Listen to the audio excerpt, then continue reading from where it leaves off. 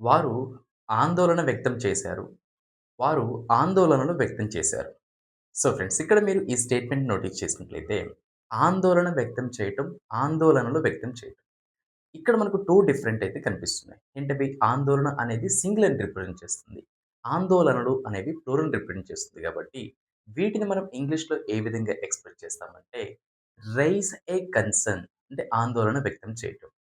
Rise concerns అంటే ఆందోళనలు వ్యక్తం చేయటం. Let us take example here. తల్లిదండ్రులు పాఠశాల సేఫ్టీపై లేదా భద్రతపై ఆందోళన వ్యక్తం చేశారు.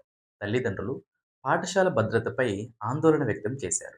దీన్ని ఇంగ్లీష్‌లో parents raised A concern about school safety. Parents raised A concern about the school safety. అంటే పాఠశాల భద్రతపై తల్లిదండ్రులు ఆందోళన వ్యక్తం చేశారు. మరి దీన్ని ప్లూరల్‌గా ఎలా ఎక్స్‌ప్రెస్ చేస్తామంటే, పాఠశాల భద్రతపై తల్లిదండ్రులు ఆందోళనలు వ్యక్తం చేశారు. తల్లిదండ్రులు ఆందోళనలు వ్యక్తం చేశారు.